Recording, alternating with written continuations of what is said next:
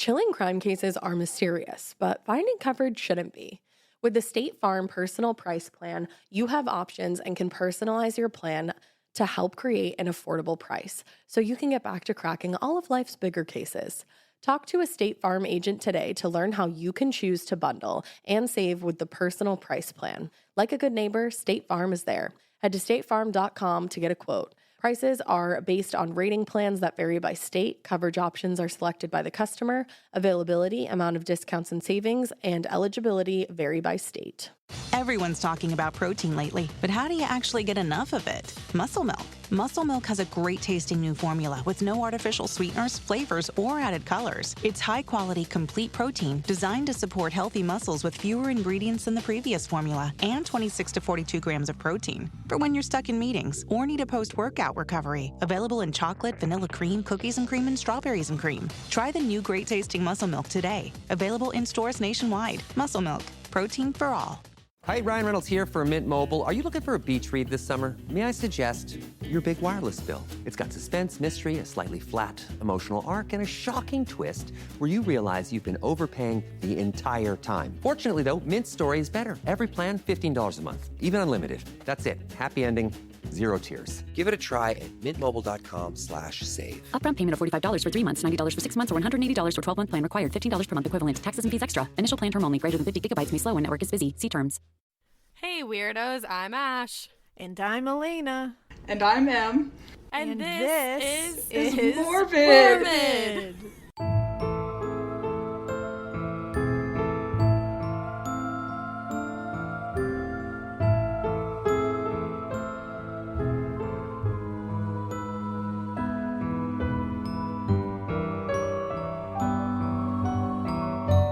Morbidly awful. Quarantine Zoom legs for the win. This is like cross the world's morbid. It's a coast-to-coast morbid. Well, not the world. The country is what I meant to say. Truly. It's, well, you're not wrong. Yeah, we're at least in the same country. Exactly. We all know that you've been trying to guess this week's guest, and some of you did guess this week's guest, which is really hard to say. We have Em Schulz on this week from And That's Why We Drink. Woo, Em! Yay, it's me! Thank you so much for coming. This is amazing. I know. Thank you for coming on, Em. We're like so excited to have you. Thank you for having me, first of all. Are you kidding me? Thank you for coming. I know. Oh yeah, well, I'm glad I slid into your DMs, so... I'm not gonna lie to you, I like almost shit my pants. This has been like a dream of mine for like 2 years, I'll say. Oh, well, thank you. I've been, I'll admit I'm not caught all the way up. I'm probably on like 109 of your show, but damn, you are actually far in. That's pretty caught up, honestly. I'm really liking it. So that's crazy to hear. Thank you. I just wanted to say hi one day, and then this happened. So isn't that how all great love stories start? Well, this worked out beautifully. Yeah, thank you. I don't know what to say. I am kind of a little starstruck, so I'm excited that I'm here. We are the starstruckest. Right? You're starstruck? Are you kidding me? I was like, excuse me? No. I listened to you because I know Christine talked about you guys before, and I don't really listen to a lot of podcasts, and so there's few that I actually keep up with, but you guys have been my quarantine binge, so I'm like a new listener, but I'm catching up very quickly. We love that. We're honored. You guys are I feel like this is not real right now. I'm like geeking a little bit. Oh, stop. I was looking at your guys' tour calendar. I think we maybe are rep by the same people or something, because you seem to be hitting all the same places we're going to. We definitely are. Okay, gotcha. We noticed that too, and we're like, oh shit. Now we just don't know when we're hitting those same places. Exactly. Have you guys been to the Wilbur yet? Ugh, the Wilbur. Our Wilbur show just got postponed. That's a really good show. That was our big show last year, because that was Boston's where Christine and I met. So I was at that show, and I met you and Christine at that show. Did you really? Yeah.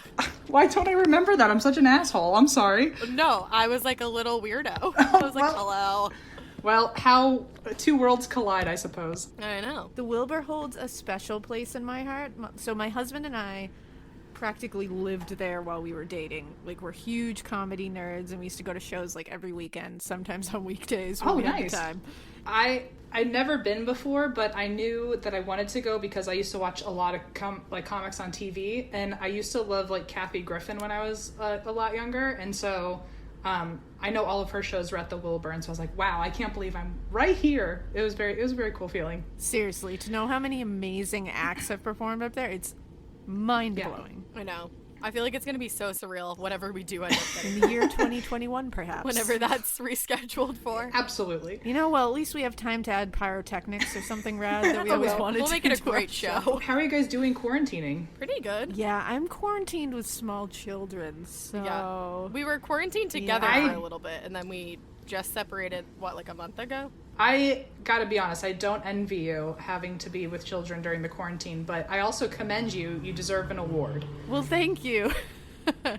Honestly, you do. It's been interesting, for sure. I will definitely... I've seen that shit firsthand. I know, I keep seeing our friends, or I keep seeing articles that are like, 50 titles to binge during quarantine, or like boredom busters, and I'm like, what is adult television like, and what is it like to be bored? I don't remember. I would love to know. Must be nice, yeah. I call you and I like don't want to tell you about my day because I'm like, I did all these things, but no, I didn't. Never mind. Right. I know. Ash is like, yeah, I watched an entire season of such and such and woke up at 11, and I'm like, cool. I started my day at 5:30. And how are you gonna out me like that? Well, I've been actively trying to like not fall into a cycle of waking up at dinner time. So if I wake up before 11, I call it a good day. That is a good day. I don't have many days where I wake up before 11, to be honest. Okay, me either. But like, I'm trying to make myself feel better. So. I also have been staying up until like 2:30 in the morning, so I feel like my body just needs that amount of sleep. So first of all, I agree with you. And second of all, last night I was up until 5 in the morning doing notes for this show because... Oh my God. You are a damn professional. I thought that I had gotten all the information I needed, and then I like decided to go down a YouTube spiral, and I ended up finding like 3 times more information. So well, that's exciting. I'm very excited. It's a very juicy story. I didn't realize how great it was going to be. Ooh, I'm excited. Yeah. You froze for a second on my end, but just you, and I was like, oh shit. Oh shit, my internet just told me it was unstable. You're like me too, so it's fine. For real, instability reigns. What isn't unstable about this? Honestly. We're like, just roll with it. All right, I think I got this working now, so we should just do this like campfire style, and let's start with Em. All right. So my story is in a town called Sac Center, Minnesota, and I have never heard of this before. I found it on a whim, and it is the story of the Palmer House Hotel. Ooh. And I gotta be honest, I have a lot of notes, so I'm gonna try to not make this super long for you guys, but everything is wildly juicy. There's nothing I could get rid of. No, don't get rid of it. Don't edit. No way. No brevity here. We love juice. Okay, good. So we start our journey back in 1858, as you do. And the best year. I know. I remember it fondly. And so the original house on this foundation was built by Warren Adley, and it was purchased later by E.P. Barnum, and it was called the Barnum Hotel originally. But it later became the Sac Center House. It later became called the Sac Center House, and then it became the Minnesota House for a little bit. But at this time period between the 1850s to 1900, it was mainly, regardless of its name or ownership, it was a brothel and a saloon. And we love the saucy underground places. So saucy. And in 1900, the hotel was actually set on fire, and they still don't know the cause. They know it came from the kitchen, but that's about it. Oh, damn. And it burned down, and nobody died, but you would think the town was like really devastated about this, but they were actually relieved that this, quote, eyesore of the town was gone, and it wasn't drawing in unsavory people.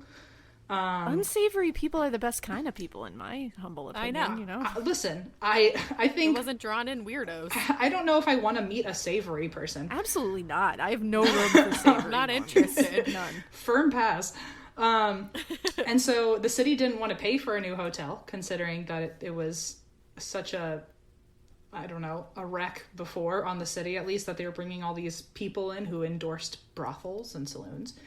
And so they refused to fund a new hotel being built on top of it. But the Sac City Herald, or the Sac Center Herald, offered $5,000 to someone who was willing to build it on their own. And so only a year later, a couple named Ralph and Christina Palmer, they ended up buying the property and built a 3-story hotel and named it the Palmer House. Their original hotel had 38 rooms and a communal bathroom, one communal bathroom for 38 different rooms. Nope. I'm out. Not staying Not there. into that at all. Another firm pass. In that way, this story is also a true crime. Truly. Truly one of the worst Seriously. kind of crimes. So, I don't know. So there were different stories that told me when it officially opened, but it was sometime in late September or early October. Or late September, early October. So I guess that makes her a Libra, regardless. Yes. Straight spooky Libra season all around. Love it. But it was 1901 that it officially opened, and it had a bar and a restaurant for guests, and it was also one of the first places in Minnesota to have electricity and indoor plumbing. This place was wild in. You know, we love a good working toilet. Spooky season with indoor plumbing. Libra season, I'm telling you.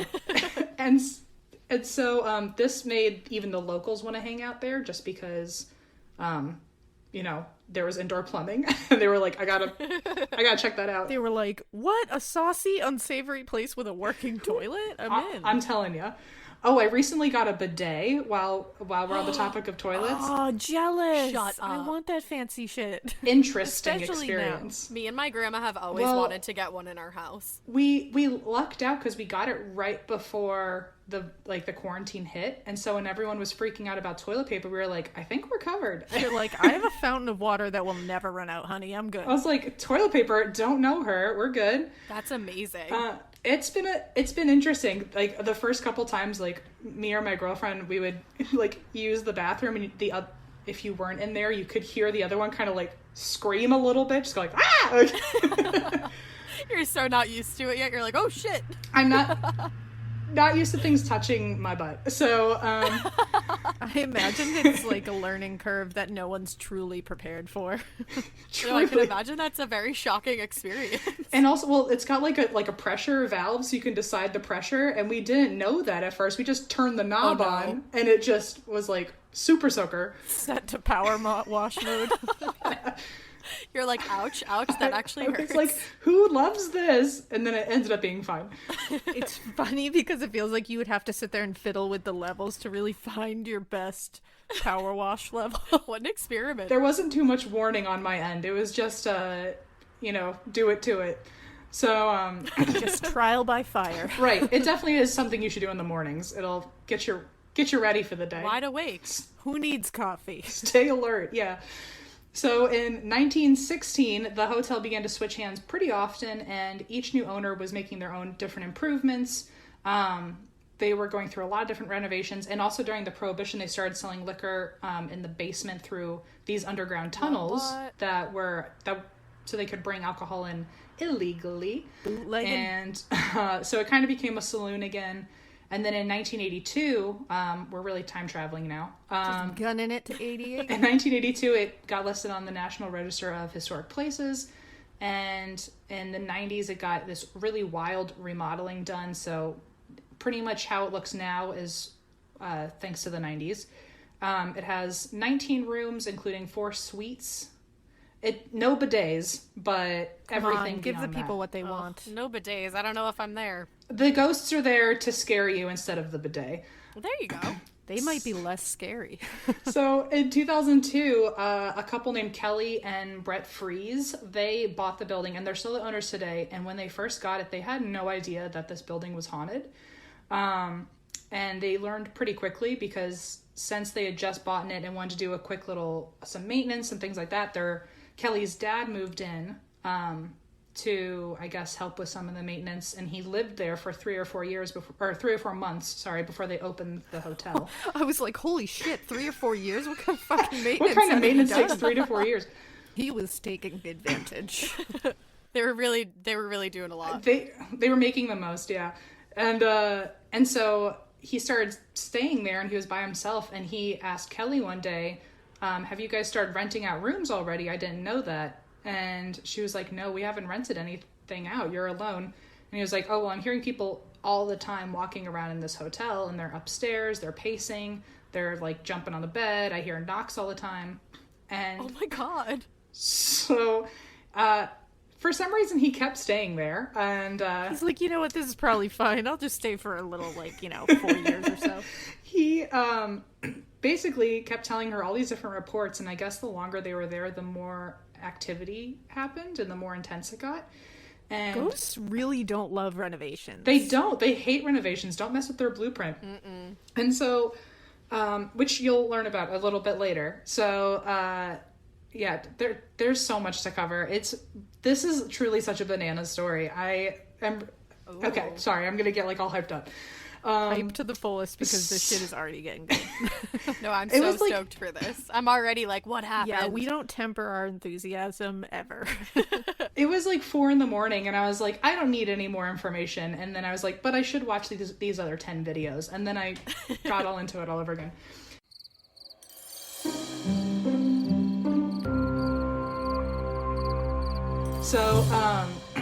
So anyway, she started finding out that there was more activity going on, and she was like, what do I do? This is going to kill my business if this place is this haunted. And she was like, well, I can't deny that it's haunted because people are definitely going to complain about this, so I better just own it. And so she went into this kind of just saying here's a haunted hotel, and she started posting people's guest experiences on their website and things like that.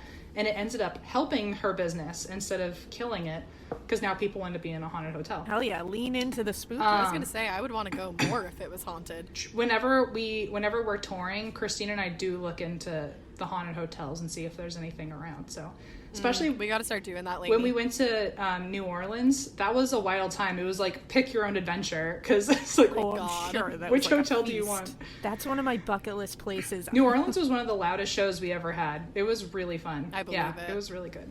Let's see. So many things. Okay, so they've now officially announced that this is a haunted hotel.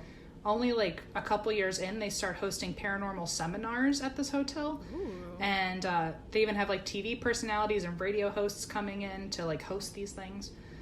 Before I get into the ghosts, I have a couple fun facts in a row for you. We love a fun fact. Here for it. Aidan on fun fact. Love a fun fact. So the first one, they actually build on each other. So the first fun fact is that Sac Center is apparently actually the boyhood home of the writer Sinclair Lewis. Oh, cool.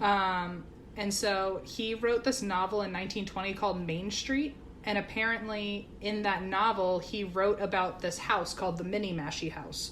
So his most famous work is about Main Street. And in his most famous work, he talks about this Minnie-Mashie House. And that house was inspired by the Palmer Hotel. Oh, that's cool. So, fun fact, if you read that book, he's talking about the Palmer Hotel.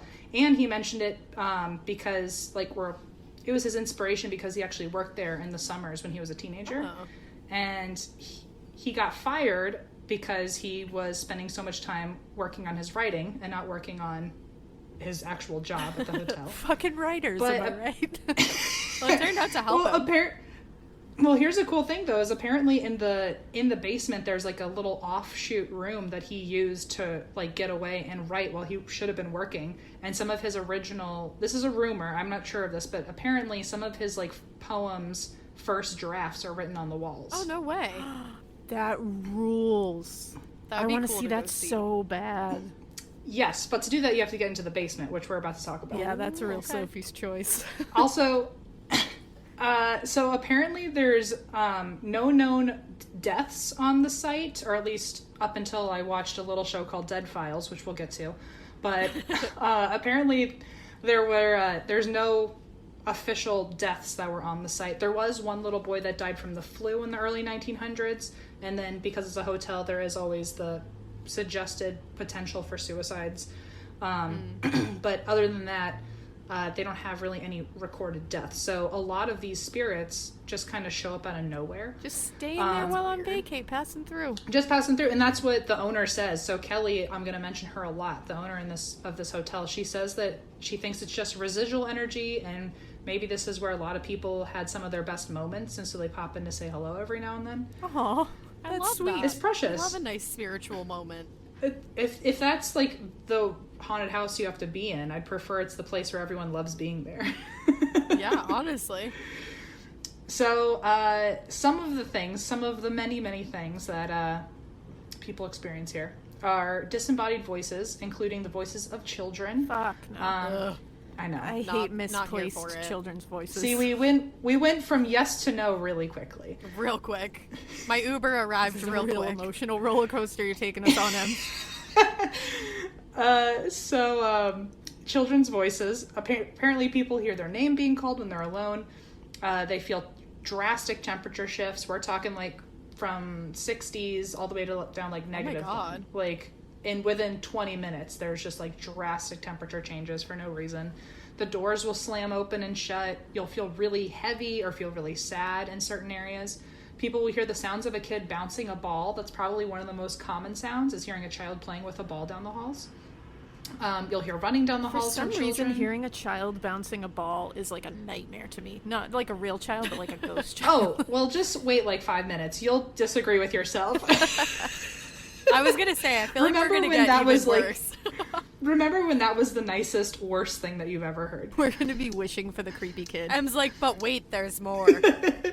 So the ball's made of fire. No, I'm kidding. The ball is actually a severed head every time.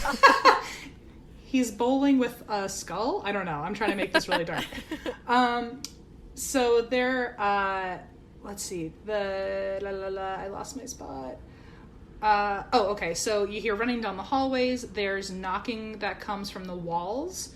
Apparently there are sinks that turn on and off by themselves. The toilets will flush by themselves. The furniture will move at all hours of the day, and like heavy furniture, like people will complain and be like, why did you put the TV in a part of the room where there's no outlet? And they're like, we didn't do that. The TV just moved. There are items that go missing. Apparently they appear later in weird places. So like you'll lose your phone and then you'll find it like behind the toilet, or you'll lose your wallet and it's under the bed. Like, it's a lot of weird stuff will just go missing and then either reappear or never show itself again. Apparently they must hate the TVs there, because there's also reports of people just losing remote controls and never finding them. I was just going to say they're not down with the technology. They're like, you've been binging way too much Netflix. They're like, you guys need to have some face-to-face connecting time. Why don't you guys go outside? Please go outside. Breathe some clean oxygen. There's apparently a lot of poltergeist activity in the bar, including electrical disturbances. There's a man in vintage clothing that stands at the foot of your bed. How do you feel about that one? Nope, not here for it. Better than the ball or worse than the ball? I don't hate it. I mean, I want to know what the guy in vintage clothing looks Alaina's like, I have sleep paralysis anyway, it's fine. I mean, the vintage look can be a good look, and if he's chilling. How stylish are we talking here? So apparently also people feel someone lying on top of them in bed. Nope, not into that. Could be the same person, who knows. This is probably the scariest one to me, is that there's so they have all these Christmas decorations, including this big electronic snowman, and when they're not using it, they keep it in the basement. And when it's in the basement, it's unplugged, and yet it still turns on and dances for you. Well, they're just putting on a show. I love that. I'm here for that. I'm still taking the vintage guy at the foot of the bed. No way, Frosty. Are you shitting me? Over Frosty, the happy, jaunty snowman? Apparently, there are other times too where when it's actually on display, someone will forget to plug it in and it'll still play. No one will know that it hasn't been plugged in for days. That just kind of makes me uncomfortable. Well, that's just helpful. It's 50% useful. I agree with you. Yeah. This is kind of bananas, speaking of the basement. So there's truly a random stranger went up to Kelley, the owner, one day and said, I had this really weird dream. I feel compelled to tell you about this, but there was a guy that just showed up in my dream and said, like, now is the time for people to know about this. There's a body under the stairs. Oh, nope. Really buried the lead lead there. Jesus. Keep your dreams to yourself. And basically, right. It's like, I don't want to hear about that. Baby, that sounds like a confession. Apparently she felt so compelled to tell Kelley that Kelley believed her, since so many weird things have happened in this hotel. She was like, I guess I'll listen to your lead. And went down under the stairs in the basement and started digging with one of the spoons from the kitchen and found a bunch of bones in the basement. What a jackpot this is. Oh, so I guess we'll never see that writing then. Mm-hmm. Not going there. I want to go more now. And Well, also, apparently, here's even weirder, is she left them down there until she could figure out what to do with them, and then she went back down to grab them, to, like, bring them to report them or something like that, and they were all of a sudden gone. No. They just left. They just are no longer there. Frosty hid them. It was Frosty's bones. I knew he had some. Bones split because of the snowman. There it is. See, I told you, at least vintage gentlemen should have bones. I think I just swayed. That's terrifying. Right. We'll always have him at the end. He is our tether. So, also in the basement, apparently there's one spirit named Hank, and he did some maintenance when he was alive down there. Apparently he's very nice, but sometimes you'll hear knocking from him, but other people will also experience that really awful feeling of, like, thinking you have a spider web on your face, but there's no spider web. They'll just hate that feeling. So now, like, spiders haunt you also. As if their living forms aren't bad enough.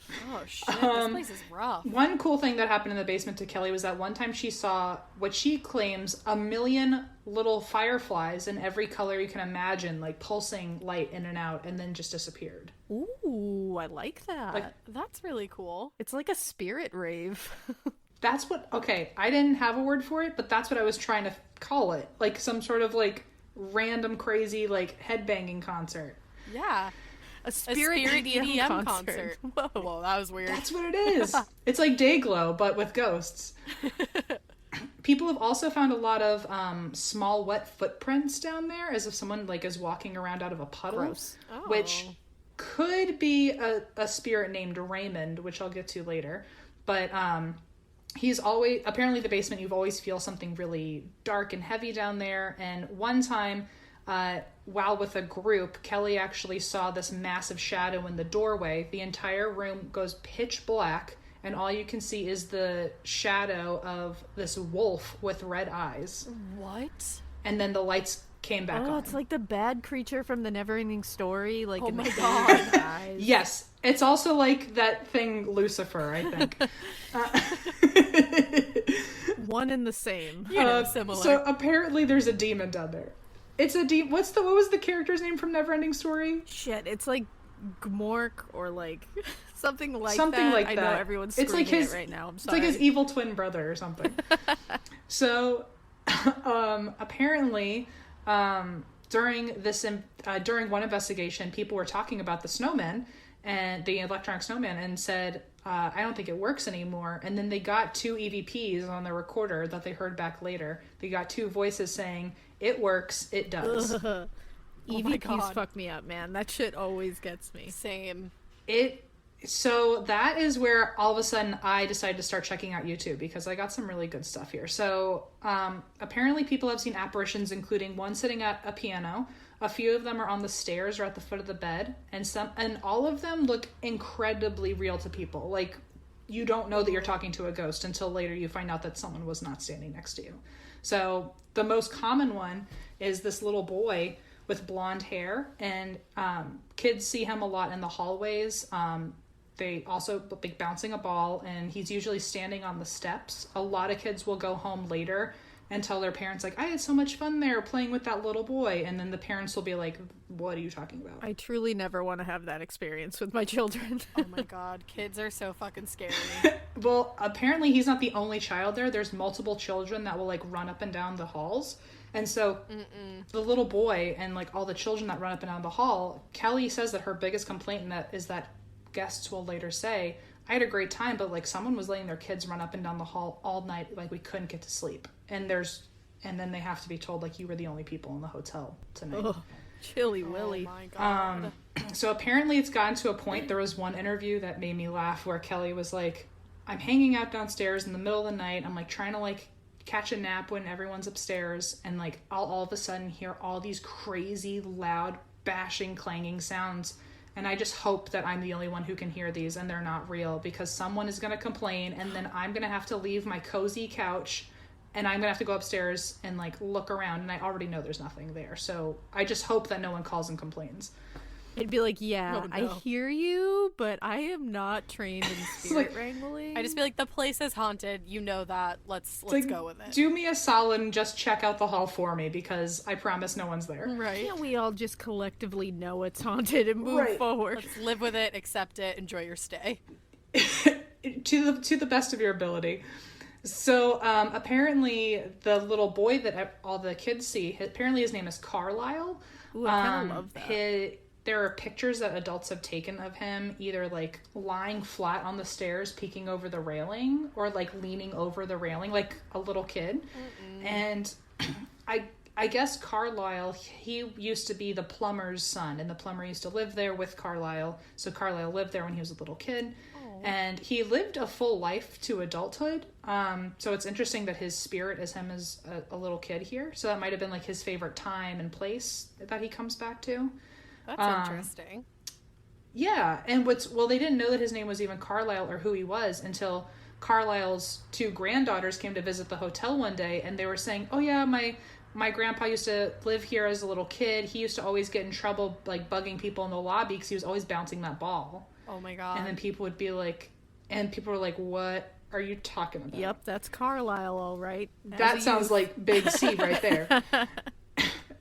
And apparently he would always get in trouble for bothering the people in the lobby, and so he'd get sent upstairs, and he'd always lean over the side of the stairs waiting until he could come back down. And that's where people see him now. You know, that's cute and youthful, but like I hate it. It's precious to a point where right? I almost don't want to interact with it, but I kind of do. Right. I'm riding that fence. You want to see it, but then you want to be like, hey, bye.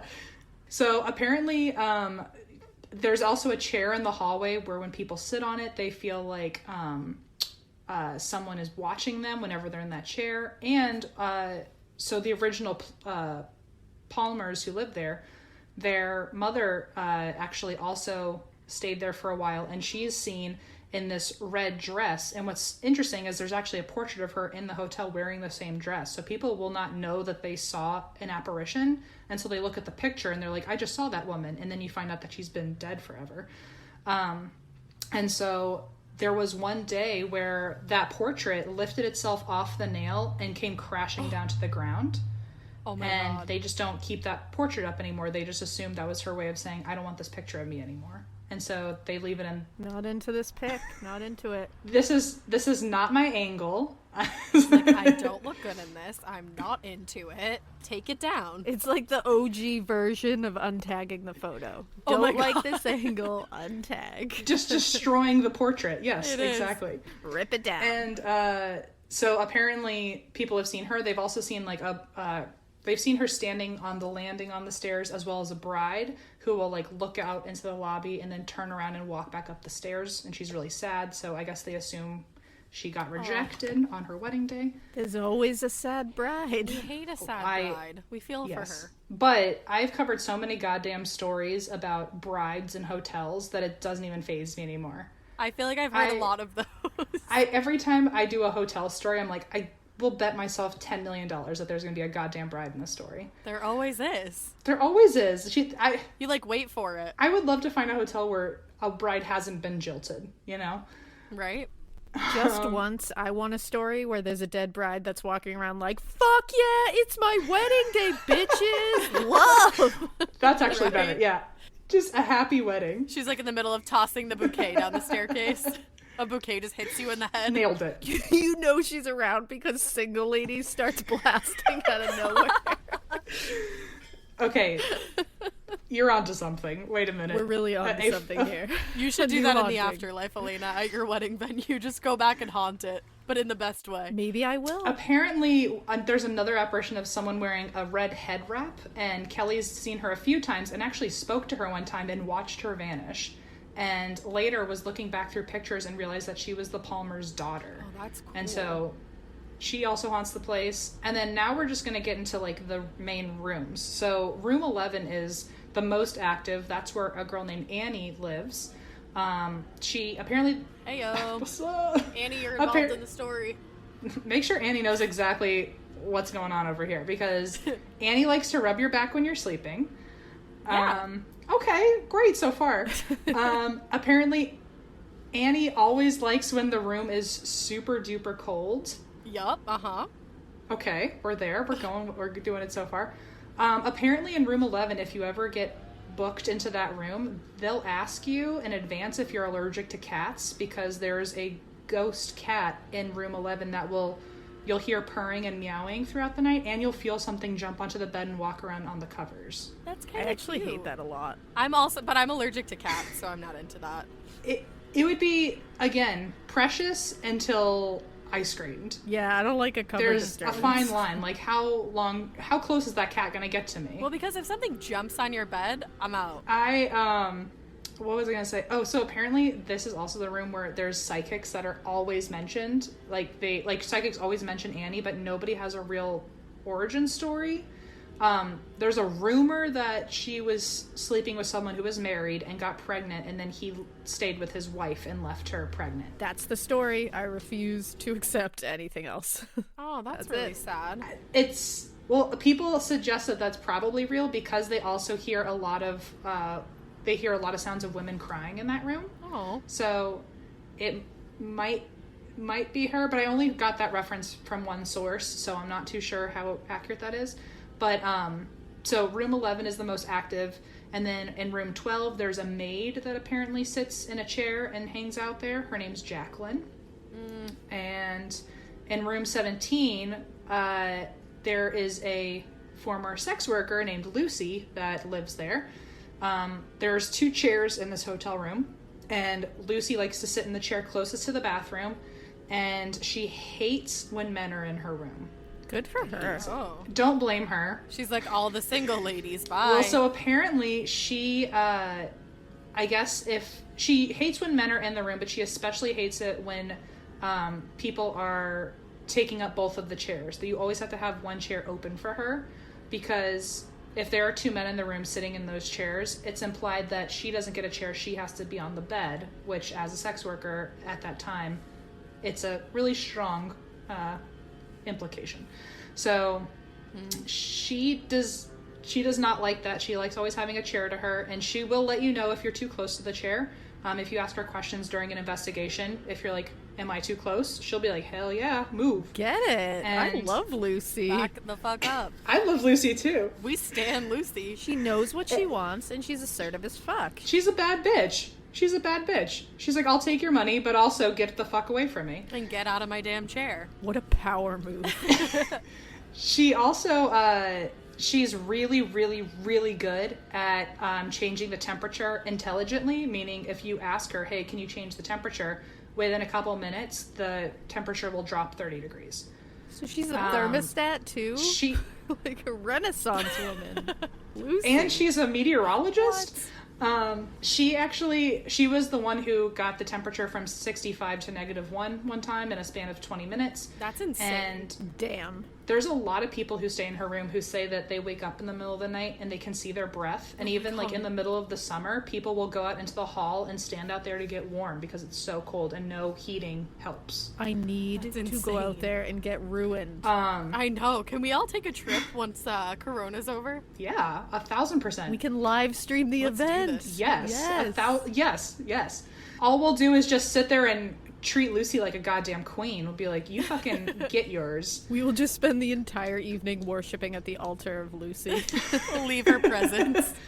Well, so this is really fucked up, and I only got this from one source, and I don't know if this is true, but apparently someone has seen Lucy, and she's not looking hot. So apparently she was seen in her chair smoking a cigarette. This is a quote.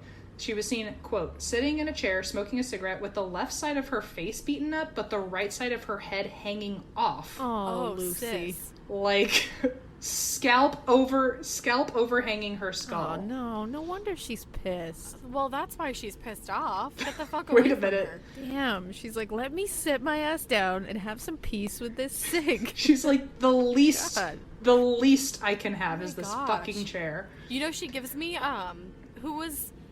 is her name Sally in American Horror Story? Yep, Sally. She gives me those vibes. Yeah. Oh, actually, sure. Let's go with that. Okay. I'm vibing with that. Okay. So I mentioned Raymond earlier, who's the one that leaves wet footprints everywhere. Apparently, Good old Soggy Raymond. Soggy Raymond. We all know him. He's super territorial of the room that he's in, which is room 22. And he likes to play with anything water-based. So he likes to mess with faucets and turn the sinks and showers on. He likes to leave puddles in random areas where there's no water source. He leaves wet footprints everywhere. He also has people, when people are in his room, they feel like pressure in their head. Sometimes they get headaches. And also, this isn't based on Raymond, but in the bar, a lot of times dishes and glasses used to get smashed, or they would slide off the tables by themselves. So at that point, Kelley was like, the activity is getting a little too strong. Like, things are literally just moving around. I think at one point her friend or her husband even saw one of the bottles full of alcohol literally just explode at the bar. Oh my God. Shit, that's aggressive. So she was like, things are getting too wild. And a psychic told her, you still have the power. You can still tell them no. Tell them to stop that.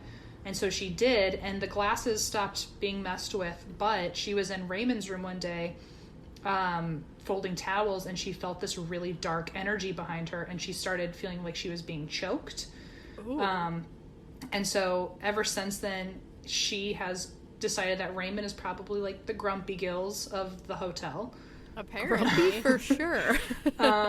So those are all the rooms, but now all I have for you are a couple stories, like quick stories from the guest experiences. You can find all these stories on the actual Palmer Hotel website.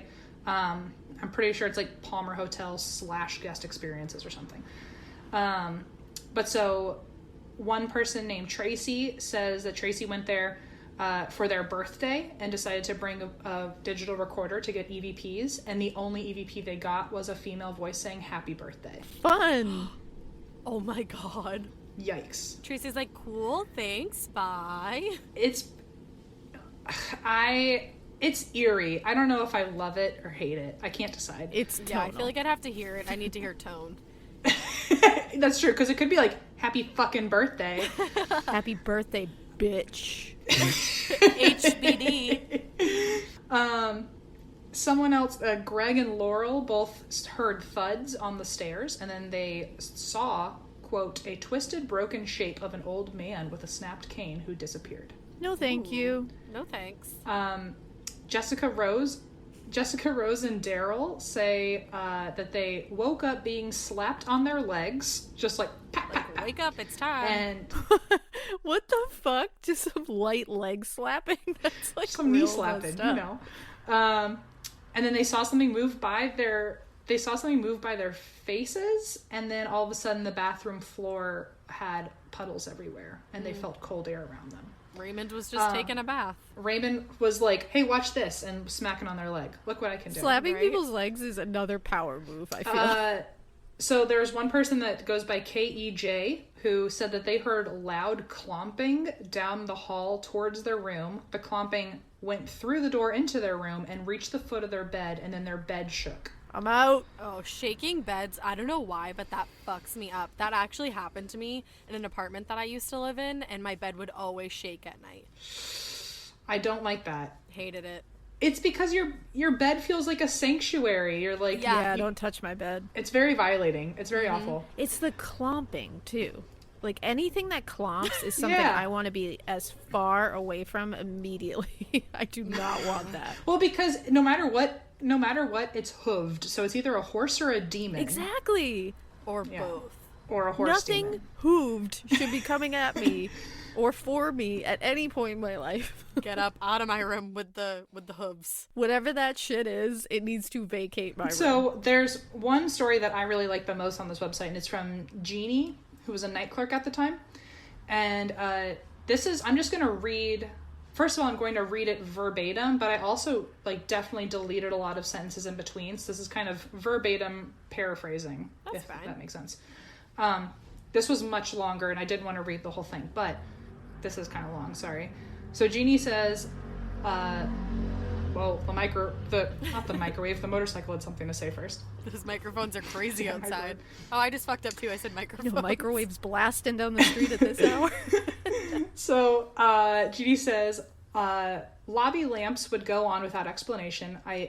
I eventually unplugged one particular lamp because it was so creepy, and also the faucet in the waitress station would turn on occasionally, but only run for a minute and then go off. The silverware moved so often that eventually I gave up even trying to straighten it until before I left. And then there was this bartender, where after I skipped a sentence. And then there was the cold. After the first 2 nights, I learned to bring a sweatshirt and pants, and it got so cold I could almost see my breath. One night, the bartender left, and I went to vacuum the pub, and I saw a young man standing at the bar. He was a nice enough looking guy in his mid-20s, and he asked if he could get a beer. He gave me a $10 bill, and I said, "Oh, I don't have access to any change." He checked his pockets and came up with 5 quarters, and I said that beer happened to be on sale for $1.25. So he gave me the quarters, thanked me, and headed up the stairs. Clearly, this guy was just a hotel guest, but the next day, she learned that nobody was actually there that night. Nobody had checked in, nobody had checked out, nobody had stayed, and the beer glass was never found. That's so spooky. So I gave a ghost grief about change. Awesome. So a lot of things, a lot of layers. And you transferred funds. Like, you had a transaction. But also, like, in her... So it's a shorter version of this story, but, like, in her long version, like, she was even, like, having, like, back and forth with him. He was like, "Oh, what kind of beer should I get?" And she was like, "This one's my favorite." And he was like, "Oh, that's fine." And then, like, she grabbed the money from him. Like, they exchanged. Like, they touched, maybe. They touched. You have change from beyond now. You have ghost DNA on you. Yeah. So anyway, that was a lot. You would expect him to be, like, really cold or something. Yeah, you would think you would notice something like that. And she said in her story, too, that, like, even though it was the summer and in the 90s, and the owner says to keep the fireplaces closed off, there was, like, a blazing fire that night. Interesting. He was trying to set the mood. For sure. Oh, yeah. He was putting on the old school moves. I respect it. He was like, "Let me get you a drink. What's your favorite?" So I only have left this one section where... I know this is super long. I'm so sorry. But... No, don't be sorry. This is awesome. So... I'm here for this. There was... different YouTube channels that I watched that were different investigations and evidence that was found. And so some of it was really good, and I never even heard of any of it in the research that I found. So anything that I just said, I was able to find in my reading, but this is what I found on YouTube that was totally separate. And I'll try to give them shout outs so you guys can watch them on your own. But there was one group called Search for Spirits, 4 being a number, like a AIM username. And so they caught a chair moving on its own, which is on camera. They caught a chair moving on its own when the investigator asked a spirit to sit down. They asked, "We would like to know how many of you there are." And this was during a spirit box session. Do you guys know what a spirit box is? Mm-hmm. Okay. Oh, yeah. They had one at the Lizzie Borden house. It was crazy. Oh, cool. Wild. Okay, cool. I just didn't want to jump in and, like, assume. The spirit, it's speaking in real time to spirits. You can hear their voices shout out actual phrases to you. So they said, "We'd like a number of how many of you are here," and the spirit box said 1. Then they said, "If you're tired of us talking, can you say either done or leave or give us a sign that you don't want us here anymore?" And the spirit box said done. You asked, I'm done. Time's up, interlopers. Like GTFO. And also, like, clear as day. Like, it's like, you don't have to wonder what's going on anymore. No mincing words here. Right. Someone asked if the spirit could kick the ball, because they were trying to talk to Carlisle. And the ball rolled by itself. And when they asked, "Can you move the ball?" they got an EVP of a voice saying yes. They also got pictures that night that were all kind of distorted in different ways. So one investigator's face was half missing in the picture. Another had red markings all over her neck. And another one had a woman walking behind her. Nope, not into it. It was all bad. And another picture had an this was at the same time that the investigator said that... So Lucy had this really, like, distinct powdery floral perfume. And it wasn't like a spritz. It was like Lucy was 13 with a can of Axe, like didn't know what she was doing. So it's like she dropped the bottle. And so whenever Lucy's around, you can smell this, like, really overwhelming powdery smell. So one of the investigators said she could smell Lucy's perfume, and at the same time that she said that, a picture is being taken of her, and this orb is right underneath her nose. Creepy. Oh, wow. There was another group called Haunting Season, and they got really intelligent knocking, and both people... So they had investigators in one room and then another room, and both of them thought the other one was knocking, and nobody was. And this was wildly creepy. If you want to go watch, it's called Haunting Season, and then Palmer House. But it was just really weird. It was like 8 minutes in. But they were all using walkie-talkies to get through the house, and they were all in the room together, and all of a sudden the walkie-talkie goes off, and there's a woman singing, or like a little kid humming. I feel like that's when I would tap out. For a while. Like, I hate ghost children when they sing. I remember it was 3 a.m. I was like, I don't have the fucking capacity to handle this right now. No. I don't know how you watched all this at like 2, 3 in the morning. Fuck that. I was aware. I was like, something's gonna eat me alive right now.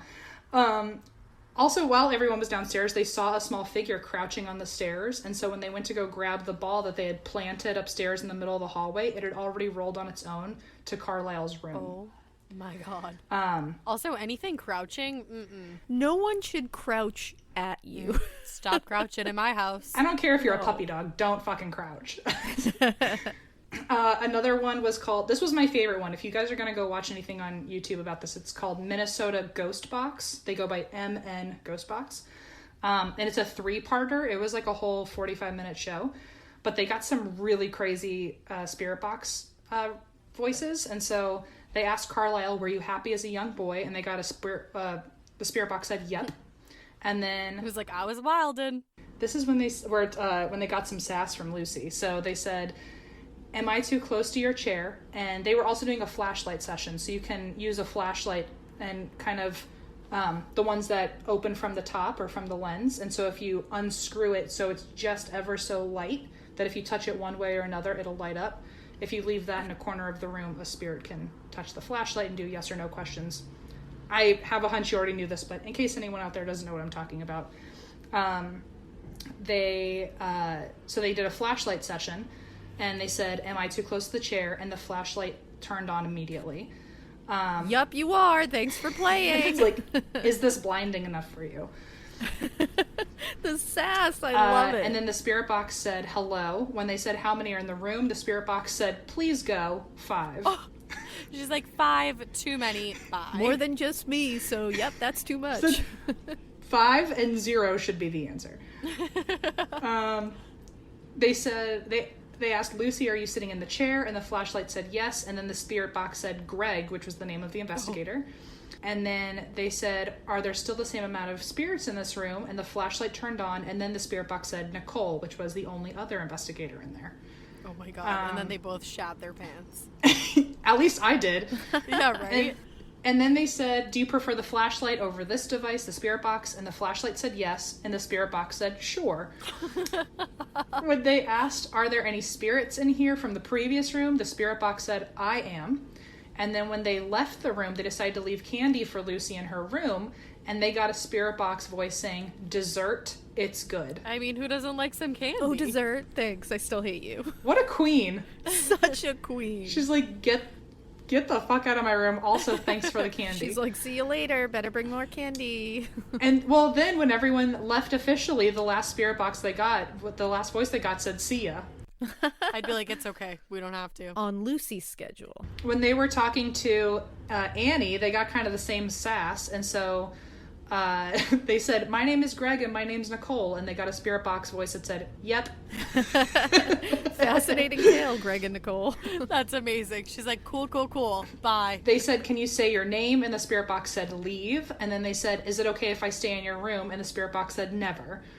My name is Leave, and my number is go fuck Then yourself. they said, how many years have you been here? And the spirit box said, 100. And then they asked, what's your name? And the spirit box said, Annie. And then the flashlight turned on. One thing that's pretty nice is they did say in their investigation, we only come here with love and respect. And then the spirit box said the word friendship. Oh. Aw, cute moment. Precious. You're like, but then. But then they said, we're going to go. And the spirit box said no. And then they said, oh, do you not want us to leave? And the flashlight said yes. The flashlight turned on. Then they said, in the basement, they said, do you have a name? And the spirit box said, hello, hello, hello. And the flashlight turned on. And then they asked, can you make the snowman move? And the spirit box said, maybe. So coy. I respect it. They said, can you make the spirit box move? Or can you make the snowman move? And the spirit box said, maybe. And then they asked, are you sick of people asking about the snowman? And the spirit box said, yeah, go away. So other than that, I did watch the Dead Files and the Ghost Adventures episodes on this. And the only real takeaway from the Ghost Adventures, which if you listen to And That's Why We Drink, you know that Zach Bagans is a recurring topic on my show. Anytime there's a Ghost Adventures episode, I have to watch it. But basically, the only real things that happened here was that in the basement, Kelley started feeling really anxious and she started crying in the basement. And a millimeter, one of their devices, started going off really wildly. They got EVPs saying, I'm following her, they're coming to get you. And then when they asked, is there any danger for anyone here? An EVP literally said, Zach Bagans, and then laughed. It's a Zach attack. Because he's like, fuck you, Zach. They were like, that guy's going down. And then they also got... They're like, we done heard about you. They also got a spirit box voice saying Aaron, who's another guy on the show. And then they heard growling. And when Zach said, what is that? The spirit box said, a spirit. And then said Goodwin, which is Aaron's last name. You in danger, girl. Oh my god. Growling is always my limit, I think. Well, in the basement at the same time, they ended up getting this weird light anomaly walking down the hall, and then a cord hanging from the ceiling started swaying. And then they heard furniture dragging, glasses clinking, they heard rattling, and then they got an EVP saying, make sure they go, and then a broom lifted itself off the wall and fell over. Holy shit. So, I have to watch this episode immediately. I know. That was Ghost Adventures. For real. That one was good, and then also if you get a chance, that was, for the record, that was season 7, episode 4, and then Dead Files is season 9, episode 4, and they actually found a couple additional deaths that even Kelley didn't know about, including one guy named Mose in 1890, and then a cop named Jason in 1929 who was actually shot and died only 500 feet away from the hotel, and the hotel was the last location he was seen. Oh, wow. Both of their spirits are apparently still there. When I hear Mose, the first thing that pops in my head is Dwight's cousin. Right? I've never heard another Mose. Well, so when I was watching this and they said Mose, I was like, I've never actually had to write that down. I only know it from The Office. How do I even spell this? Me neither. I'd have no idea. And so, The Medium, this was a really good episode, by the way. If you guys are bored at 3 a.m., you should watch the Dead Files episode of this. So The Medium described feeling sudden extreme nausea, dizziness, headaches. She began choking and tasting smoke. And she could see a woman who couldn't breathe. And apparently, we didn't know this beforehand, but there were actually 4 major fires on site. Oh, shit. That even Kelley didn't know about. But apparently this medium was like, there was a shitload of fires here. She's like, see, I have it here in my mouth. And then they found out that there actually were 4 different fires there. There were no fatalities, but a lot of fires. And some people... Apparently some of the spirits have been getting physical in the kitchen. There have been things getting thrown at people have been getting pushed. There's been a lot of shadow figures crawling up the ceilings and walls. And dripping like chunks of ink or tar. Nope. No, absolutely not. Ink and tar? Fuck that. No. I want my vintage gentleman back. And that's checkout time, everybody. See you later. Oh, that freaks me out. The last thing I'm going to say is that there apparently is someone that the medium kept seeing that she deemed the name Skeleton Face, because he literally has the face of a skeleton, and is super powerful and in the basement, and apparently killed a lot of people in his lifetime, and still hits and pushes people, and actually killed a woman who also haunts the building. She is known to be super protective of the kitchen and has thrown a bowl at Kelley before. And I guess the spirit has also found out that, like, this guy who used to kill a bunch of people, nobody ever knew about it, but has become demonic over time. And it's because... So this episode came out in 2018, I think. And the medium was explaining, because she's had so many people in the hotel investigating, it's stirred up more and more energy. So this thing has been getting more and more powerful. Oh, no. And so Kelley, even in the YouTube episodes, she looked super chill. And she was like, oh, yeah, well, you know, we're just hanging out. Just some fun in here. Yeah. And then apparently by 2018, when this came out, she looked real, like, fucking distressed. She looked like she was in trouble. And so apparently by the time this episode came out, she called them for help because she started seeing black shadows towering over her. She was literally getting temporarily possessed, and she was getting jumped by these things in the basement. So they were taking over her body, and she could, on the inside of her body, she knew she wasn't in control of what was happening, but she knew she wasn't in control of her body. Apparently one of the tenants that was living there said that he heard heavy weights being dropped on the ground above him, and he also got possessed by something in the basement. And he even woke up one time to feeling someone crawl into bed with him, put their arm around him, and put their fingertips on his chest, and it was shocking him, and he felt paralyzed. And basically they think that maybe this super dark creature could have been one of the original owners back in the 1890s, but they're not sure. And basically the episode ended with the medium saying, you need to contact a few people to remove the negative energy, or else it's just going to get worse. And that's it. That's the end. She's like, sage the shit out of this place. Yeah, honestly, that's when I would be like, it's been real, but you can have the hotel now. It's yours. You certainly earned it. It's all you. I'm out. I know when she like said that she was staying, and I was like, girl, why? Like, please just leave. Yeah. No, I'm not sticking around to see what happens after black ink starts dripping and skeleton faces come out of nowhere. No. Anyway, I talked for a full-blown 45 minutes, and I'm so sorry, but that was worth every damn second. It was a great 45 minutes. Stop. That is the Palmer House Hotel. That was so good. For real. If everyone could see us right now on the Zoom, like, maybe we should have recorded this, because Ash and my mouths are just wide open, just staring. Like, my jaw hurts from, like, hanging open. I appreciate that. I feel really bad because the whole time I was doing these notes, I was like, God damn it, like, I'm guesting on someone's show, and I'm about to, like, absolutely like railroad you with information. So I'm glad it was at least juicy info. No, dude, you're good. No way. This is what we wanted. You were our present. This is what we're here for. And you ended it perfectly on possession and violence. The end. Drop the mic. Amazing. Amazing. I appreciate that. Thank you. All right, so mine's gonna be a little shorter because I wanted Em's to be like the real main event. But it's got some spookiness, you know. Below, it's in Colorado. Ooh. So we're going to be taking you to Victor, Colorado, to the Victor, Colorado Hotel. Okay. I haven't heard of this. Me either. Now, this is like a little town. It's surrounded by 500 mines. So this town was booming in the heyday in the earliest 20th century. You know, the earliest 20th century. It was full of gold and just pumping it out like nobody's business. Ayo. That's fun. Now, it really found success after the silver crash of 1893. When the Senate officially repealed the Sherman Silver Purchase Act. You know that act. I'm nodding. You know? I'm nodding like I knew. I had totally. No idea. Everybody knows that act. Like, yes, the silver crash. Yeah.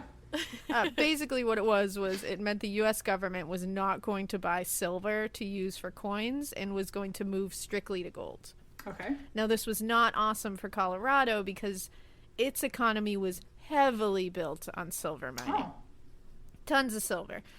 This is why, you know, like a lot of towns and places in Colorado are named like Silver Springs, Silver Bopadoo, Silver Beeboop, you know? Silver Bopadoo. I don't know if I've been there. Yeah, Silver Bopadoo. You've heard of it. No, it makes total sense now. Yeah. At one point, it had a population of like, at peak, 12,000 to 18,000. It was into a bunch of different sources said different things. So just know that it was one of the largest places in the state at one time. And then the shit hit the fan, as it always does. There's no clean fans. Never a clean fan. Not a clean fan in sight. So in 1894, there was a miners' strike. Miners were like, yo, can we get like $3 daily minimum wage and an 8-hour workday, please, so we don't all die of black lung with $2 in our pocket? Like that, please? So much to ask. Right. Luckily, they ended up request. winning that, but things did not stay calm for long. Dun, dun, dun. In 1903, mine owners suddenly were like, oh, you know that agreement we had where you guys get $3 and a reasonable workday so you don't, you know, die penniless after working yourselves to death? Yeah, we're just going to stop honoring that for no reason. So the miners went on strike again. Great. But this was a doozy, though. Over 4,000 miners just walked the fuck out. The guy leading the charge was a dude named Big Bill Haywood. Now, I had to look this guy up because I was like, oh, what's Big Bill all about? And it's hilarious because he's described as being capable and willing to break a man's jaw, but he also openly wept at a sweet poem. Like, wow. So he's versatile. Wow. He's got a range to him. What a truly unique individual. Oh my god, do you know what that reminds me of? Is it Frankie from Boy Meets World? Oh yes, yeah. Exactly. He's Frankie from Boy Meets World. That is. That's exactly him. Holy shit. You just killed it. No, that's perfect. There it is. Wow. Also, Big Bill Frankie. You definitely pulled a memory right out of my head that I forgot I had. Right? You're welcome. I've been watching so much Boy Meets World on Disney Plus. It's like, it should be illegal. Did you ever watch one of those, there was like 4 episodes that never made it to air, but like because they were too dramatic, where like one of... No. Oh, you have to find them on YouTube. They're really good. One is like, Sean is like, it's about alcoholism and he starts drinking. He like hits Angela. And then... Oh my god. And then there's one about prom where they're like about to like have to watch hook up for the now. first time. It's juicy. Shit, I need to find those. Oh, we have so much to watch. They're on YouTube. You've given us so many like ideas for what to watch during our insomnia hours. I'm gonna be up until like 5:30. I'm just gonna wake up with the kids like, hello. It's fine. Sean Hunter will be okay. So like I said, this strike was pretty nasty. It lasted over 15 months, but it's what happened during those 15 months that is perhaps why the town is so fucking haunted. Mine owners paid soldiers to infiltrate the town. They seized police headquarters. They started illegally arresting and detaining anyone who even slightly, stood up for the workers or anything.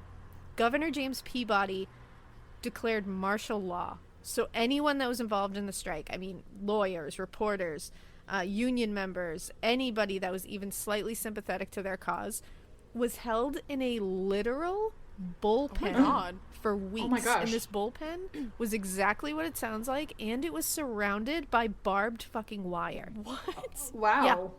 Wow. Crazy. So, for example, it's an article I read said that, quote, the entire staff of the Victor Daily Record was arrested after printing an anti-mine owners editorial. Whew. So mine owners were also paying vigilantes to plant bombs, and then they would blame all the carnage on the strikers. Wow. They even purposely collapsed mines with miners inside and had legitimate gangsters hired to just straight up murder a ton of people during this. What? It was fucking pandemonium. Mass pandemonium. Well, on January 27th, 1904, 15 men were killed because an elevator cable at the nearby Independence mine was fucked with, it was sabotaged, and all the miners just fell to their deaths. Holy crap. God. Yeah. So it's crazy. So they held strong. December 1st, 1904, they did get their original terms back and they kind of won, but the violence didn't go anywhere for a while. Wow. The soldiers came out in the spring of 1904, but the striking miners bombed a train depot in the nearby town of Independence, and they killed 13 more non-union workers. Everything didn't get really settled down until 1907. Damn. It's like a wild western. Sounds like it was. This place looks like a movie set. It doesn't even look real. Like, it looks like facade buildings. No It's wonder really this cool. town looks like it's a movie set, because it sounds like a movie. That's exactly what this sounds like. I'm just picturing like orangey dirt everywhere. Exactly. Literally just everything Papa watches on TV. So, the Victor Hotel was built in 1899. And it is a 4-story Victorian building. I think it's made of brick. Really pretty. It was built by Victor's founders, who are the Woods brothers. Now, originally the first floor was a bank. It was the Citizens Bank of Victor. The second, third, and fourth floors were just like random office buildings, like all that kind of shit. But then later, they were like, oh, this office building on the 4th floor, why don't we just make that a hospital? Yeah, so they turned it into a hospital. Yeah, 2 birds, 1 stone. Go to work, get your checkup. I already hate it because with hospital, I assume a ghost will appear quickly. I assume some trauma's gonna happen. Always. They actually were performing surgical operations there as early as 1906. It did become neglected along the way and just kind of run down, all that shit. Then in 1991, we're going forward, it was purchased and renovated. So the Victor Hotel officially opened in August of 1992. Now, there's tons of hauntings. The 4th floor, like we said, was a hospital, but it also became a makeshift morgue at one point as well. Because of course it did. Okay, that's where I thought we were going with this. And I was going to say. This is like early 1900s. These operations aren't going that well. Nail on the head. Exactly. How does that even work? Now, I don't think they really gave a shit about, technical refrigerators. I think they just threw people on ice and hoped for the best. Good point. Good point. And because in the winter months the ground would be too cold to bury people and you couldn't get through, so anybody who died in the hospital would just kind of stay on ice for weeks, sometimes months. Oof. Now, they did use the elevator to take the bodies up and down. So these patients are said to walk around the hospital a ton. Of course they do. Now, a lot of people, have seen, disembodied, or heard disembodied voices, mostly on the 4th floor. They see lots of, wavering figures where they're not sure if they're seeing someone or not. Please help. I feel like if I were staying in a hotel that once had a hospital and a morgue in it, I'd be like, well, I'm just prepared to see death tonight. There's just no question. Oh, yeah. I'm ready to see a bunch of hospital gowns with the back open and asses hanging out, just walking. Yeah, did anyone even know? Yeah. I love it. And then a lot of people have said they see both doctors and patients, because apparently the doctors are hanging out too. But sometimes they see these people without arms, legs, and some without heads. Okay. Just hanging around. Well, that's the line. Yeah. I'm not here for Not a headless awesome. ghost. I'm not. What did you say last time? It's checkout time. Yep. Time to check out of the Victor Hotel. Thanks for staying. Yeah, it's definitely checkout time at that point. Again, take me back to the vintage gentleman at the foot of the bed. You love that. Yes, but in your version, he's a doctor and also doesn't have arms. Or a head, perhaps. Yeah, there you go. Yikes. So, of course, you're going to have a lot of activity in the hallways. You're going to have there's a lot of activity in the basement, especially in the elevators, because that's what they were using to transport all the corpses. Elevators are always weird. The 3rd floor seems to be a pretty big place, and the kitchen. So people see, again, those wavy, kind of creepy, ghosty forms. They hear footsteps. Sometimes they'll get this crazy rush of cold air that will just fly through the kitchen. And kitchens are hot. There's stoves going, ovens, everything. And they'll just get this blast of cold air. Ooh. That's helpful. Exactly. It kind of is. It's you ever nice worked in a reprieve. kitchen? Shitty. But then employees say that utensils will get thrown across the room at them, so that's not cool. Now, the most famous ghost that people tend to see is a guy named Eddie. Okay. Good old Eddie. Ooh, Eddie, what's up? So apparently Eddie was a miner. Okay. And he lived in the hotel. Okay, he wasn't a miner as in a young child. I heard it. He worked in the mines. Oh, I didn't even think of that.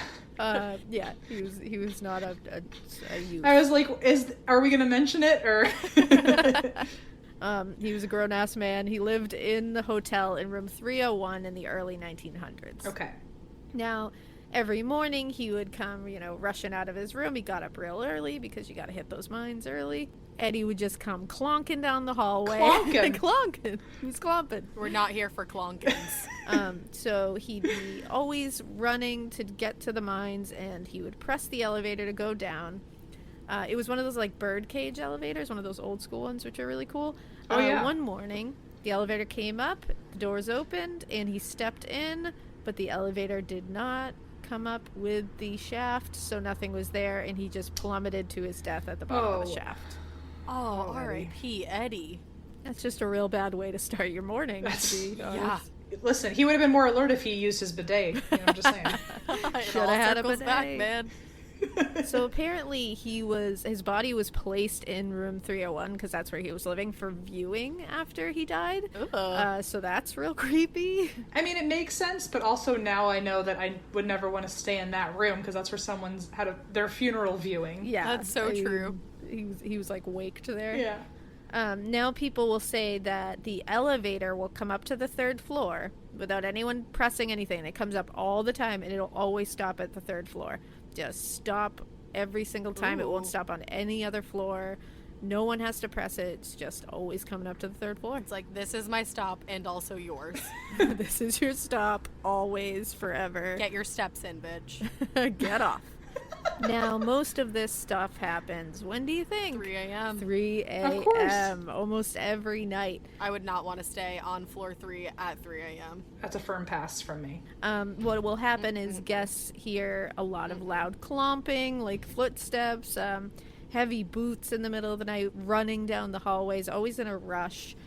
Eddie, of course, wore steel-toed boots. People also see him in room 301, which makes a lot of sense. They also see him in the hallways. He seems like he's just, like, distractedly trying to run to go to work. Maybe he just, like, falls down the elevator every morning. Yeah, he doesn't really do a whole lot. He's just stuck in that, like, time loop. Like It's Groundhog like Day. shitty Groundhog Day. Yes, I know, right? That's awful. It's like you just want to Damn. warn him. Like, somebody stop him and be like, Eddie, maybe call in sick today. Take the stairs today, Eddie. Yeah, Right? take another way. Yeah. So the other famous ghost that tends to chill in there is a guy named Charlie. And he's a nice ghost, of course. He's a very pleasant man. Charlies are always nice. I used to have a Charlie in my house growing up. He Yeah. was he was a ghost, not like a dog or anything. But we had a ghost named Charlie. He was always so kind. He was very good. See, I good love ghost. that. We had a See? dog growing up named Charlie. I was going to say, we had a dog, I bet Charlie. he was a good boy. He was such a good boy. And now he's like a spirit dog. He like opens the door sometimes. Maybe that's why most Charlies are good spirits, because I imagine most Charlies are dogs. Yeah, I think that's just fact. I agree. So it's a stat. Charlie's for the win. Here it is. So this Charlie is super nice. He's seen wearing a black hat, torn jeans, and a plaid shirt, which is like pretty hip. Like good for you, Charlie. He's happening. Yeah. He's hipstering out here. He is described though Yeah. as looking about 60 years old, which like good for him. And he's just funny. People are like he's just this like laugh riot. We just love him, Charlie. I feel like I'd want to hang with him. Yeah. I want to Yeah. hang out with Annie, Lucy, and Charlie. Just like I have a would- night, have a drink. Like, tell me together. stories about your I'd like to days. put them all in a room and just be a fly on that wall. Right? Need Yeah. to. Yeah. So on Christmas in 2003, there was several reports of this young woman who was seen in the lobby of the hotel late at night. That's fine. Every employee kept seeing her, and she was just walking around looking at the decorations that somebody had put up, and she was like very fascinated with them. And when people would be like, "Oh, like which guest is this?" It was a night when the hotel was like vacant. There was no one else staying in the hotel. And if there was at one point, then they were not in the lobby. They were in their room. So people were like, cool. That's a compliment to whoever did the decorating. Someone came from the dead to be like, the shit's tight. For real, that's a Honestly. true compliment. Yeah. They could be doing anything else in eternity. And they came here. Yeah. That's going to be like the ghost of Martha Stewart. She's just judging harshly. Look a little overcooked. And the last weirdness that happens in this hotel tends to happen in room 307. It just has a lot of weird shit happening. One night, guests that were staying in that room heard loud banging, like pipes all night. And when they woke up in the morning, they told the manager, like, it's really loud. I don't know if you have, like, a crazy heating system in that room or what. And the managers were like, yeah, there's no pipes in that wall or near your wall at all, and our heating system doesn't clang like that. So that I have no idea what that was. And they were like, cool. Firm pass. And in the same room, another guest had put a cup of water down on like a table somewhere, and they were going to take like an Advil or something. And they had put it down to like go in the bathroom real quick. I guess they put 4 cups in each room every time they switched guests. So they put the cup down, they came back out, the cup had disappeared completely, like just gone. From the whole room, they looked everywhere. They did not ever find this cup. Ooh. And they know that there was 4 cups in the room, there was 3 left, and this cup was nowhere to be found. That's so weird. Which is like, did they just want, like, I'd be like, are you dehydrated? Like, why'd you Are you take that cup thirsty? of water? Like, what the fuck? Damn. That was a good one. I've never heard of that one before. That's crazy. I definitely want to go. I definitely want to look into Guys, it. we're going on tour to all these different Right? places. I thought it was a little fun one, but there was actually another one I wanted to do, but I couldn't find like a ton of haunting stories about it. It's in Victor, Colorado as well. It's nearby to the Victor Hotel. It's called the Black Monarch, and it was a saloon and brothel in its day. It has a lot of like shady history and stuff, but the guy who has done it now has redone it over into this cool, like, goth, awesome hotel.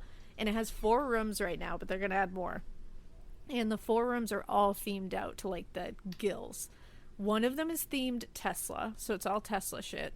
One of them is themed H.H. Holmes. Oh. The other one is themed Elizabeth Bowtry. Shut the fuck up. And the last one is themed Black Annis. It's fucking amazing. And they're all themed out. Like, all of them. Can we go? I'm just jaw dropped. Wait a minute. What's this Right? place called? I was going crazy researching this, and I had What to is it mention called? it. The Black Monarch. The Black Monarch. That is a boss bitch name. Because the original brothel in a gentleman's club was called the Monarch. I'm writing this down right now. And in the Black Annis room, it's like a witchcraft looking room because it's from this like legendary creature. And the bed is suspended from the ceiling with ropes. Wait, what is it? The bed is What? extended from the ceiling? Yeah. We truly, truly need to go to this place. Like, I need to go. I'm not saying no. I'm here. I think we have to go, guys. I 1,000% want to do this for sure. And there's 4 rooms. There's 4 of us. It's so, like, perfect. 4 rooms. We could just rent out the whole place. Fuck yes. We need to do this. There It's it a is. plan. Yeah. Post-Rona, here we come. I'm ready. When Rona's gone, we have a lot to do, everybody. The Miss Rona tour is going to be crazy. It truly It's is. Okay, well, mine's like not long, but like long-ish, so I'll start. I wanted to do something in Canada for you, Em, so Yeah, it's in I'm Nova so Scotia. excited. Canada. I hope you haven't heard of this. I looked to see if you guys had done this on your show, but I didn't see that you had, so I hope not. It's the Old Spaghetti Factory.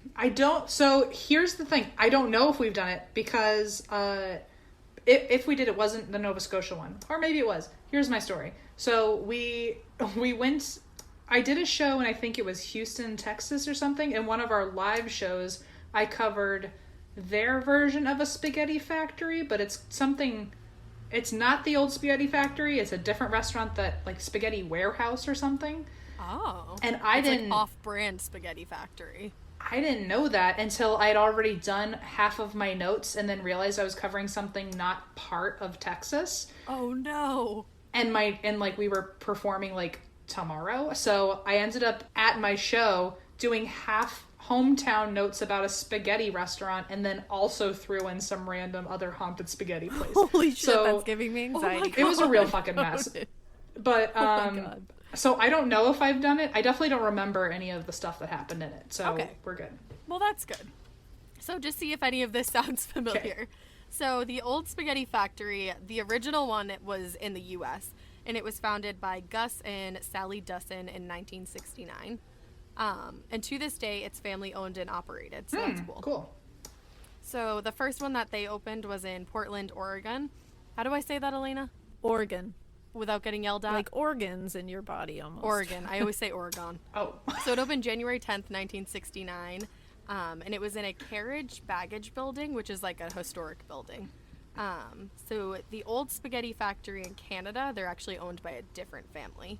But all the restaurants like across the world have the same vibe. So the owners of the first ever spaghetti factory, they actually found an old trolley car and they refurbished it to use in the restaurant as like a way to add a unique dining experience. Ooh, that's cool. Isn't that cool? Yeah.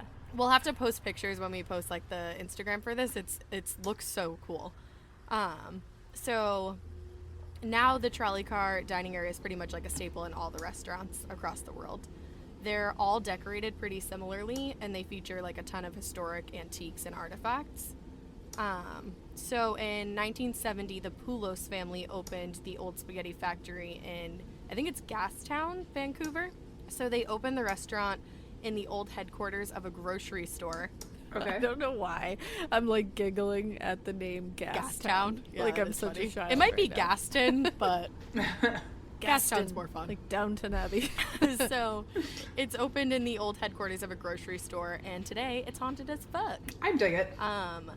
And also, some of the antiques include an old trolley car and a piece of stained glass that actually comes from the Queen's carriage. Ooh, that's cool. I like Isn't that cool? So, the old trolley car at this location is right in front of the restaurant. It's trolley number 53, and it's actually from the year 1904. And it was built by the British Columbia Electric Railway Company. Fun. Okay. Big mouthful. So it was actually, they were planning on destroying this particular car, but this guy named Ernie Les Plant saved the car, and loaned it to the old spaghetti factory, and now it's still there to this day.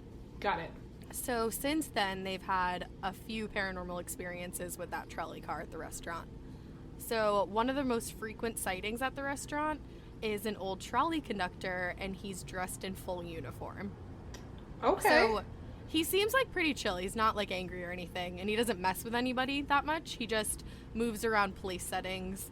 And some people speculate that he died underneath where the old spaghetti factory is, but that's probably like not the case because trolley cars were like on like above ground at that time, so it's kind of just speculation. It's like, this might be bullshit, but whatever. He died somehow. Cool story, though. I appreciate the I'm effort. like, that's actually not true at all. I'm here to set the record straight. But other people just believe that his spirit was already connected to the car, and he just ended up like stuck there, I guess. And then, like I said, the second theory is more likely because we all know that spirits like to attach themselves to things. Yay! So, right? So people see him in full uniform in the trolley car. Normally, people see him after the restaurant's already closed for the night, or if it's like just about to be closing. And he's always sitting at the same table in the car. And other than like the moved place settings, or like there's like a lot of cold spots in the car, other than that, that's pretty much all he does. So he's chill. Yeah, he's fine. Like, that's cool. Okay, yeah, he sounds like the kind of ghost that, like, if something were to haunt my area, Yeah, it I'd be should like, be him. it's okay. You can stay. Yeah, he's down to party. Yeah. The second one is like not so chill. Okay. So the second ghost that you might run into at the old spaghetti factory is known as the Little Red Man, or Looky Loo. Nope. No, that's not okay. Right? The Little Red Why is he Man? little and red? So there's actually no explanation for that. And Looky Loo, neither of those are okay. Yeah, and there's also no explanation really for like where he came from or why he's attached to the restaurant in the first place. Oh, that's so much worse, I feel like. I know. But Looky Loo really likes to mess with the ladies that come into the restaurant. Ugh. I hate all of it. Right? I don't like this at all. It's like in Scream when Billy's like, it's so much scarier when there's no motive. Right. It is. It's always scarier without motive. So he's a pretty small dude who really has a passion for the color red. He has red hair and a red face. I'm assuming like blushy, like Santa cheeks, but do with your imagination what you will. I'm thinking a full-blown, just like a red man. Just a red. Like an actually red man. Yeah. I feel like my brain is not letting me go there. It's like, No, he's I imagine Santa. him in like one of those like weird suits that, like those morph suits. Oh yeah, those like full body That's suit. nothing Yeah. but red? Yeah. Oh, that's even scarier. I hate that. Well, I'm not loving him so far. I'm picturing some like really weird, like devilish kind of mascot where he's like painted red and wearing red clothes. Yeah, it's no good. Either way, I think no I'm good. thinking the morph suit thing because like his personality strikes me as like the guy who crashed the party and no one knows why he's here, but like he's not leaving clearly. Absolutely. Well, And anyone who's wearing one of those morph suits strikes me as one of those people. they're too. always crashing parties, left and right. Yeah. Well, he's not wearing a morph suit, but he's wearing red pants and a red shirt, so he might as well be. And I don't know if I said it already, but he also has red hair. Those damn So- gingers, you can't trust them. Yes. Cannot trust a ginger. We all know. So a lot of times he passes through the kitchen and calls out to the kitchen workers by their name just to like fuck with them. Ugh. He is also a lot of times spotted in the women's bathroom. No, And no. This is one of my biggest fears, like, I swear, either if it's like a ghost or a real person, is somebody peering through like the little crack in the stall. And that's what Looky Loo does. God damn it. Ah, He come on. peeks in the No, little no, crack, I and don't it's like like, that. oh, no, That's don't so stop. invasive. So then like what, you open the stall door and then all of a sudden there's no one there? That's even worse. Exactly. Such a mind exactly. fuck, man. So you open the Ugh. door and he's not there. One time, a woman got a picture, like her and her friend were in the bathroom and they ran into him, and when it got developed, Looky Loo was just like a weird, like blobby orb. Cute. Was he red? And surprisingly not a red one. No, surprisingly not. Weird. Okay. So creepy. Ugh. He's also been spotted, like if you're looking in the mirror, you'll see him in like the corner. I also love that you're like, she just ran into him in the bathroom, like you just bump into him, like, oops, You know, there he is. just running into Looky in the bathroom. Ah. But he'll catch your eye while you're looking in the mirror, and then you'll turn around and he won't be there. So that's him. That's his deal. Well, he's not my favorite. The third ghost that presumably lives in the old spaghetti factory seems a lot more harmless than even the train conductor. She's a little girl that people see sometimes in the front of the restaurant, sitting at a table in front of the window. She's by herself and holding a balloon, but for some reason the fact that she's holding a balloon like makes her way more creepy to me. Yeah, somehow the balloon makes it not okay. Like, I feel like that adds a creep element, and I feel like it's because of Stephen King's It, but... I feel like it freaks... I mean, I agree with you, it's extra creepy, but I think it's because all of a sudden now there's, like, an unfinished story to her just sitting there. Now it's like... True. Was she waiting for a birthday party? Or, like... Yeah, like, what occasion left you sitting there with just a balloon? It's not... Well, you're gonna get sadder, because... If you ask her why she's there, she says that she's looking for her mom, or like she lost her mom. Damn it. Fuck. And so then on one occasion, Alaina rips her headphones out. She's like, fuck this, I'm done. That's too much. Man, that brings it down. That's too much. Oh. So on one occasion, the general manager had a friend like at the restaurant, either eating or just like hanging out, and the friend saw the little girl and was like, what's up? Like, are you waiting for somebody? And she was like, oh, like I lost my mom, blah, blah, blah. And then the friend went to go tell the manager so they could figure it out. And when they went back to the table, she was gone. Oh, it's like you really got to think of it. Did I accidentally like huff a chemical that I shouldn't have today? Like, Also, true crime aspect, because if I thought I saw a little girl who lost her mom and now she's gone, I'd be like, fuck, I was responsible for that kid. Like, I was the last one. That's what I was thinking. Exactly, I was thinking that. Like, if I came out and she was gone, I'd be like, well, shit. Like an open investigation to this day. Yeah, not only do I have to call the cops, but now I'm probably going to be the first one questioned. Great. So scary. So that's her deal. She doesn't really do anything other than chill at the front window, telling you she lost her mom. Except ruin your day. Sadness. I was gonna say, except make you cry, yeah. Other than cause a ruckus. So the last ghost I saved for last on purpose because he is 150,000% somebody I don't ever want to run into. Oh God. Who is he? So, is he the tall red man? Is he the big blue man? So he's a little boy named Edward. Seems harmless. He runs around. Yeah, little boys. Come on, little ghost boys. Little boy ghosts harmless. are never harmless. They're always the scariest. He runs around the restaurant. Typically, he runs toward the back of the restaurant. And, like, a lot of the things that he does in the back of the restaurant. He always catches people's attention because, one, he's running. And, two, he's dressed in older clothing.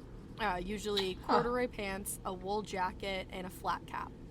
Styling for a little kid, at least. He is styling, at least, you know? He's just the younger version of that vintage guy at the hotel. There you go. It's his younger self. Maybe you'll like him, Alaina. I'm in. Doubt it. Oh, Jesus. So there's been instances where the closing employee is like going through checking the restaurant. If you've ever worked at a restaurant, it's like the scariest time of night because you're typically by yourself and you're like, I really hope there's nobody in here. And at this restaurant there is. Great.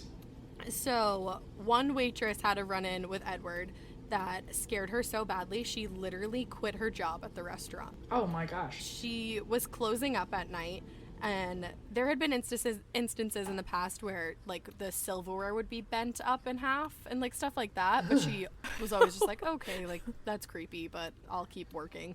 Or like No chairs. big deal. Just forks bending over themselves for no reason. Yeah, like chairs would be on top of tables that like when you walked by a minute ago, like that chair was on the floor because that's where chairs are supposed to be. Absolutely not. Absolutely But this not. night she was like, nope. So she's closing up and she notices a young boy running toward the back of the restaurant. She's like, hi, we're closed. Like, no. And so she follows him and she finds him hiding under a table.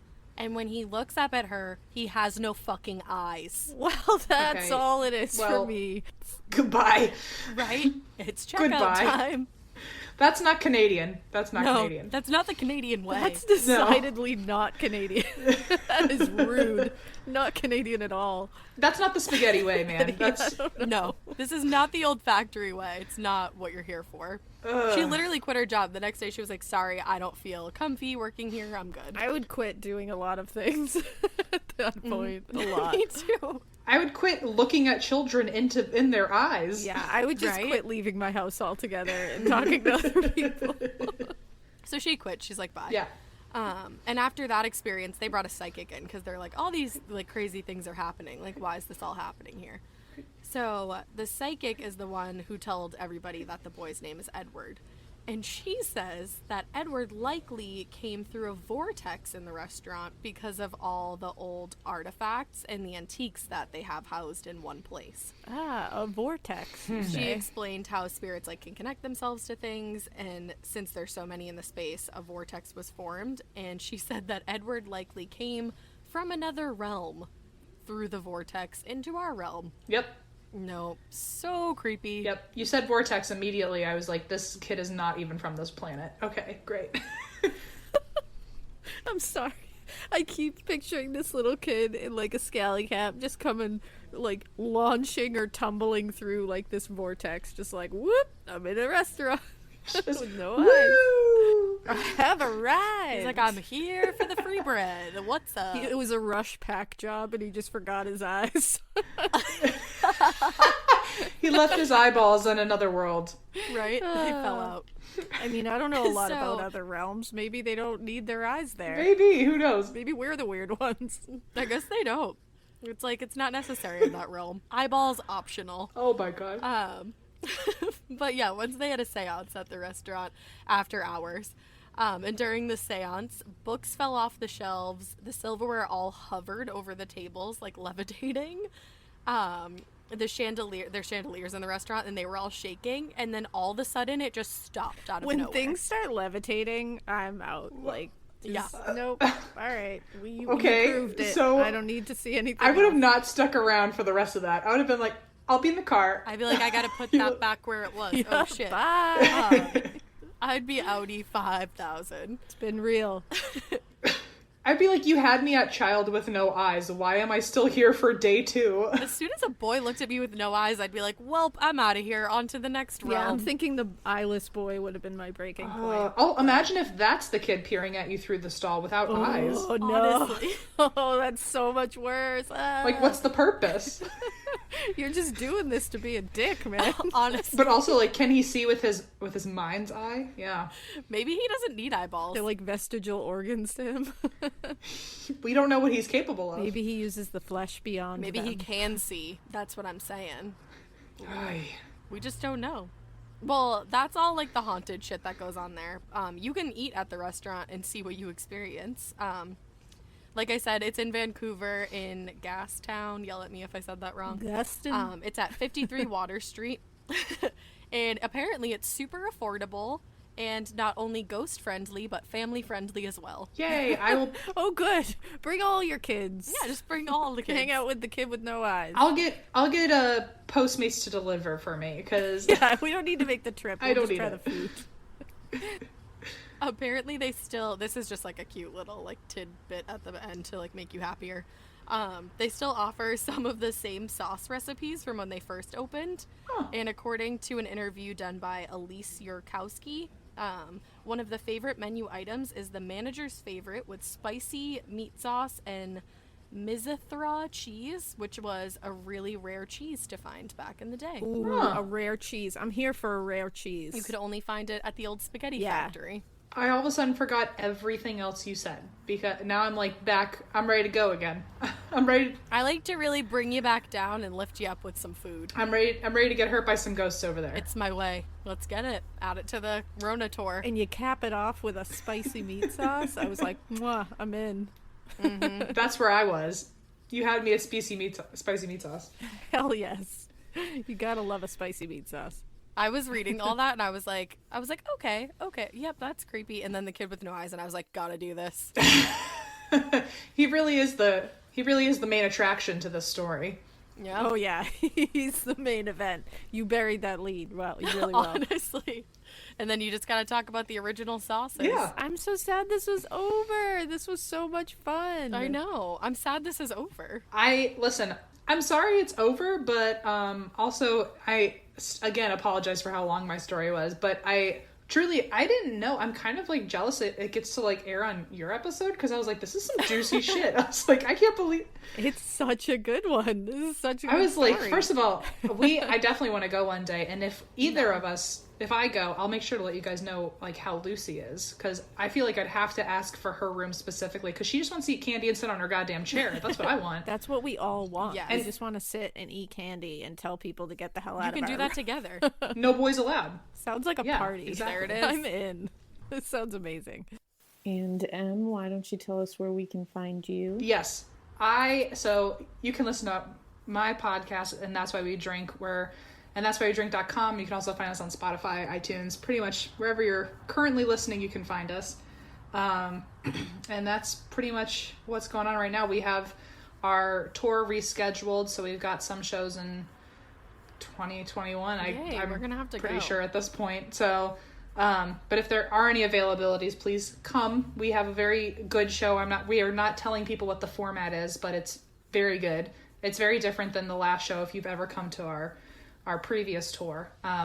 But we worked really hard on it. We're very proud of it. Yes, we're so excited to see Yes. it. I can't wait. Yeah. And everybody go listen to And That's Why We Drink, because it is an amazing podcast and you will love it if you haven't Yes, you already can- dived I started into listening it. to your podcast before Alaina and I even had a podcast. So it's rad I'm as very hell. honored. And thank you for having me, because I have been listening to you guys for a while. So I'm finally on the other end of it, where I'm like, I feel like I know you guys, but you don't know me. So, but maybe you do, because you listen to our show. That's exactly how we feel.